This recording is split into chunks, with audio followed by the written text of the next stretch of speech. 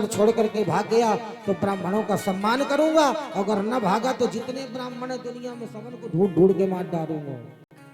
भगवान ने कही पंडित जी को मर ना जाए तो चलो मैं अपना मान दिखा दूं। कालेवन के सामने रण छोड़ करके भगवान भाग खड़े हुए। बोलिए रण छोड़ भगवान की जय हो। अच्छा, रण छोड़ भगवान का कभी दर्शन किया है मंदिर का? जाओ कभी? धौलपुर में 12 किलोमीटर की दूरी पर रण छोड़ भगवान का मंदिर है। जब आप आगरा से चलोगे, मथुरा आगरा, आगरा के बाद एक स्टेशन पड़ता धौलपुर, मुरैना, ग्वालियर, डबरा, दतिया, झांसी, बीना, बबीना, ललितपुर, गंज सौदा, बीना, इसके बाद स्टेशन पड़ता विदिशा, भोपाल, सारे स्टेशन पड़ते हैं। तो मेरे भाई भगवान कहते हैं क्या करना चाहिए, क्या करना चाहिए? भगवान रण छोड़ करके भाग करे। भगवान कहते अपने भक्तों की रक्षा करनी चाहिए।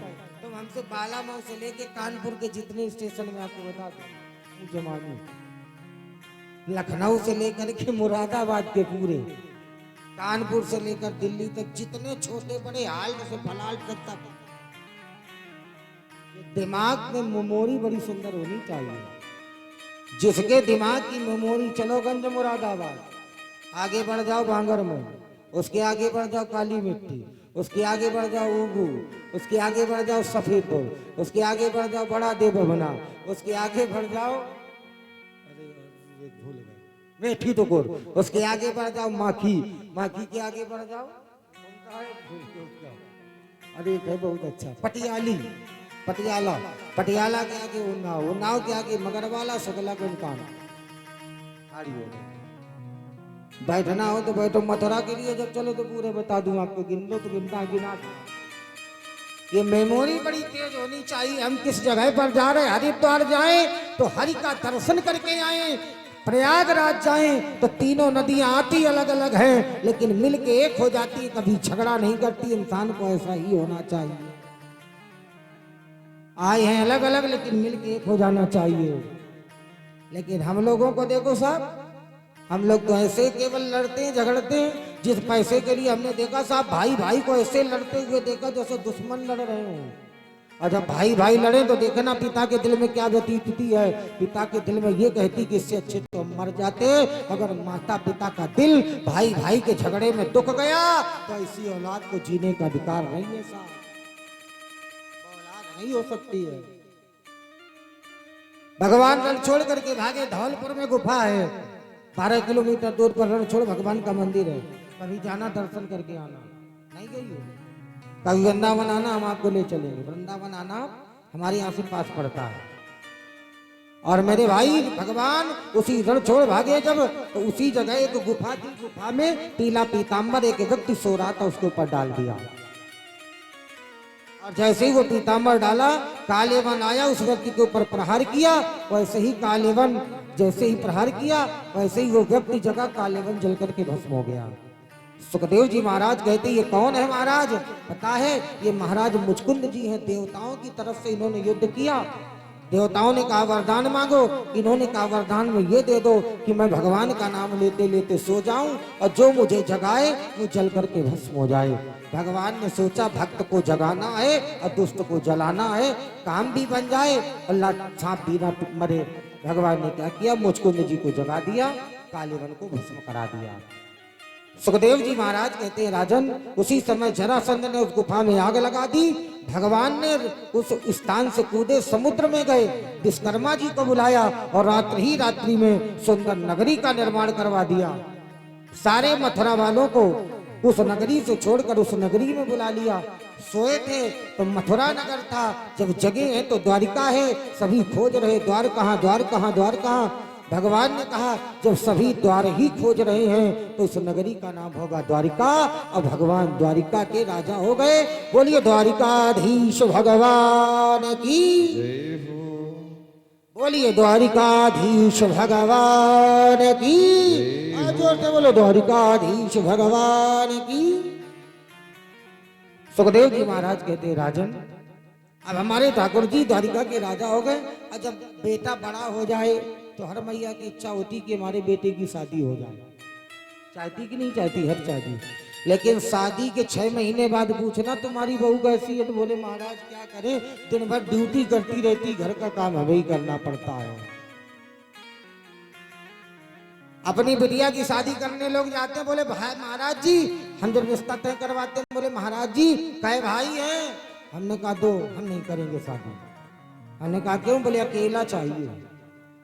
हमने कहा बहन, बोले बहन भी नहीं चाहिए। तो बोले माँ बाप, बोले माँ ना हो बाप हो।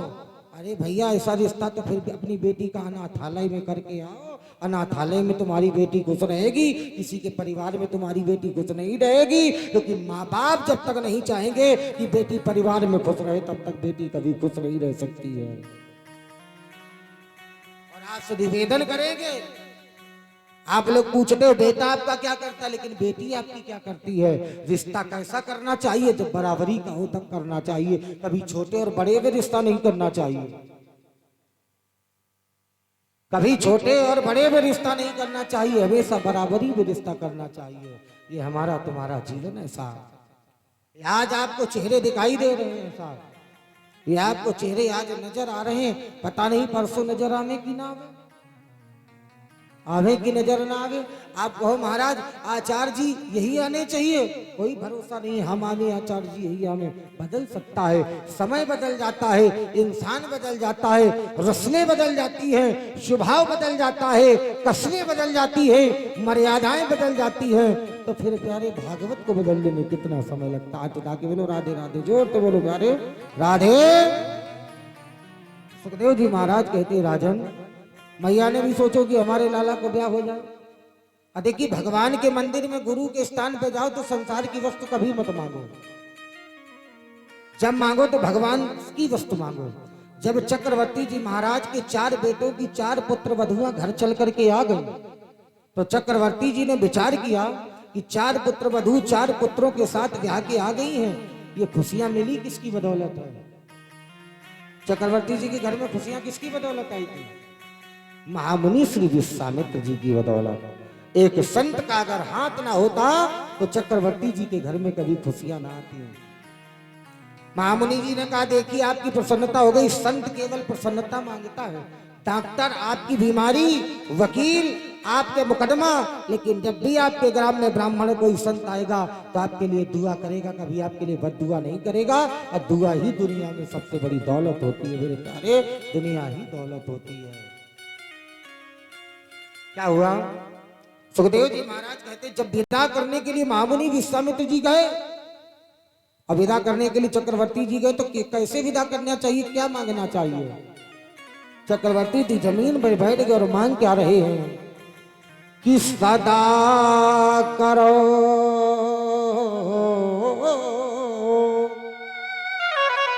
लरिकन पर छू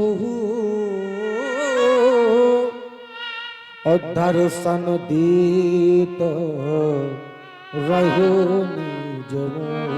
सदा हमारे बालकों पर कृपा करना, जब तक जिंदा रहे चक्रवर्ती तब तक दर्शन देना। एक कृपा और कि नाथ सकल संपदा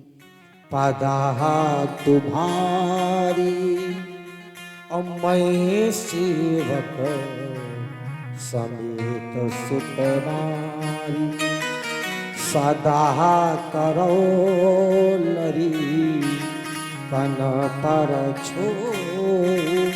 हमारे चारों पर कृपा करो और दर्शन देत रहो निज मुँह।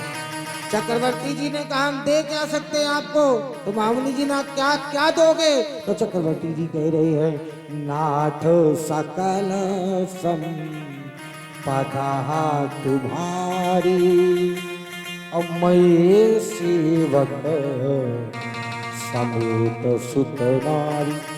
हम आपकी शरण में हैं, और जब भगवान की शरण में जाओ तो यही मांगो।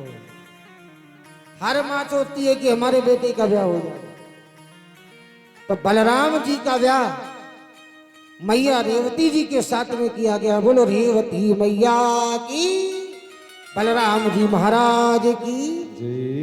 सुखदेव जी कहते हैं राजा आसीते भीष्म को विदर्भाधिपति महा, पंचैक चा पुत्र कन्नैक चाचा बड़ा। महाराज भीष्मक के 5 बेटे हैं और 1 बेटी है। जिस बेटी का नाम है रुक्मणी और रुक्मी नाम का जो भाई है, ये रुक्मणी का ब्याह चाहता शिशुपाल के साथ में, लेकिन रुक्मणी भगवान से प्यार करती है। आइए रुक्मणी माधव के प्रसंग को हम सुनेंगे और इसी में ब्याह की कथा सुनेंगे और तदुपरांत भगवान भागवत जी का विश्राम होगा। बोलो राधे राधे, जोर से बोलो प्यारे राधे। और देखिए कल हमारी भागवत जी की विदाई है मैया जी, और जब तक आचार्य को आचार्य की दक्षिणा नहीं दी जाती तब तक कथा सुनने का कोई लाभ नहीं मिलता। जहां अधिकार है मिलता है क्या? नहीं मिलता। जिन लोगों ने 7 दिन 6 दिन कथा सुनी है तो 7 दिन कथा का लाभ उन्हें तभी मिलेगा जब हमारी दक्षिणा देंगे। दक्षिणा देंगे तभी कथा का लाभ मिलेगा। 6 दिन हमने किसी से कुछ नहीं मांगा, कल हमारे मांगने का अधिकार है, लेकिन मांग भी रहे तो एक गरीब कन्या के लिए मांग रहे हैं। अगर ठाकुर जी ने आपको दिया हो 10 तारीख को हमें गरीब कन्या की जनपद हमीरपुर में एक ब्याह करवाना है, जात के परिवार की, जात का नाम ओपन नहीं करेंगे, कैमरा चल रहा है, उसके पिता भी नहीं है और उसके माता भी नहीं है, चाचा चाची के साथ रहती है। चाचा चाची उसकी जमीन लेना चाहते हैं, ब्याह नहीं कर रहे, उम्र ज्यादा हो गई है, ज्यादा बात किसी की कन्या की नहीं होनी चाहिए क्योंकि कैमरा चल रहा है। इसलिए उस बिटिया के सहयोग के लिए 10 जून का ब्याह है। सभी लोग थोड़ा थोड़ा जो भी आपके पास हो, कोई जबरदस्ती नहीं है, 200 500 400 जो भी हो। कल पंडित जी मेज डाल करके बैठेंगे, उसी कापी में अपना आप नाम अंकित कराएंगे, पंडित जी आपका अनाउंसमेंट करेंगे और वो पैसा सीधा हमारे भैया जी ले लेंगे, उसकी सीधा ट्रांसफर करेंगे। अभी हमको पैसा नहीं चाहिए, हम भैया के पास जमा कर देंगे, या ले भी जाएंगे तो पैसा हमारे अकाउंट से यहीं से ट्रांसफर होगा उस कन्या वाले खाते में। तो सभी लोग उस बिटिया के लिए थोड़ा थोड़ा सहयोग, ठीक है? जो भी आपके पास साड़ी हो, पंखा हो, कूलर हो, जो भी आप देना चाहें, सामान आपका यहीं रख देंगे, हम फिर आपसे मंगवाएंगे बाद में। तो आप लोग सभी लोग उस बिटिया, गरीब बिटिया के लिए आप लोग सहयोग करेंगे। बस यही हमारी व्यासपीठ से हाथ जोड़ के प्रार्थना, थोड़ा थोड़ा करेंगे, लेकिन वो पंडित जी को लिखाएंगे, हमारी व्यासपीठ पर अर्पण नहीं करेंगे। तो लिखा हुआ धन कन्या में जाएगा। कल व्यासपीठ की विदाई होगी, आप लोग 2-2 पुष्प, जितनी आपके पास 2 4 5 दक्षिणा हो, ना कुछ हो तो 2 पुष्प, सीमित अनुसार दक्षिणा 2-2 पुष्प भागवत को, और जो दक्षिणा होगी भागवत जी को अर्पण करेंगे और भागवत जी को प्रणाम करेंगे। कहेंगे प्रभु हमारे गांव में दुख ना हो, हमारे परिवार में दुख ना हो, हमारे घर में सुख का वातावरण हो और हमारा परिवार चकाचक हो। इस कामना के साथ भागवत जी को 2 पुष्प और जो दक्षिणा होगी वो व्यासपीठ पर आप अर्पण करेंगे। ठीक, कल इसी भागवत गद्दी से सुदामा चरित्र की अंतिम कथा सुनाएंगे। सब प्रेमी जन मिल करके यहाँ चावल की पोटली लाए। कल सुदामा चरित्र होगा, जो चावल की पोटली आप लोग लाएंगे वो अर्पण करेंगे यही पर। और कल सभी लोग 1-1 दीपक में 5-5 बाती बना के लाएंगे। देसी घी का दीपक, 1 दीपक में 5-5 बाती बना के लाएंगे। और कल जब आरती होगी भागवत जी की यजमान के द्वारा, तो जितने भी गांव में माताएं बहनें इस समय बैठी हो, जो ना ही आए उनकी भगवान मालिक जो आए हैं वो ठाकुर जी उनके मालिक हैं। सभी लोग 5-5 दीपक बना करके एक आरती में 5 दीपक बनाना, 5 परमेश्वर को।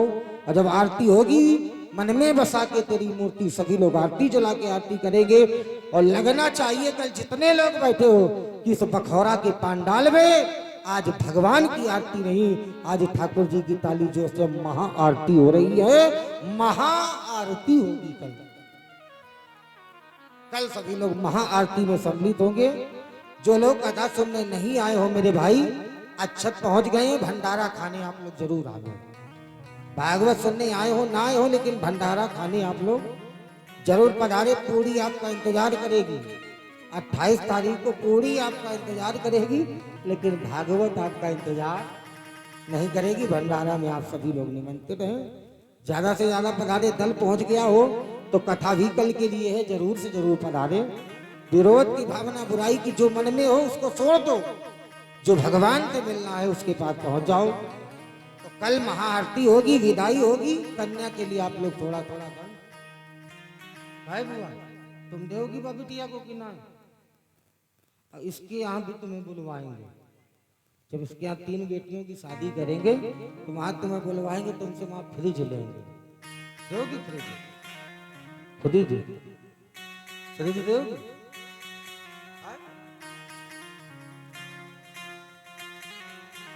बोले राधे राधे, जो तो बोले राधे राधे। ठाकुर जी की कृपा से, बिहारी जी की दया से, और जिसके जीवन में बिहारी जी की कृपा है, बिहारी जी का दर्शन है, उसी के जीवन में कृपा बरसती। आइए रुक्मणी जी के साथ भगवान का पानी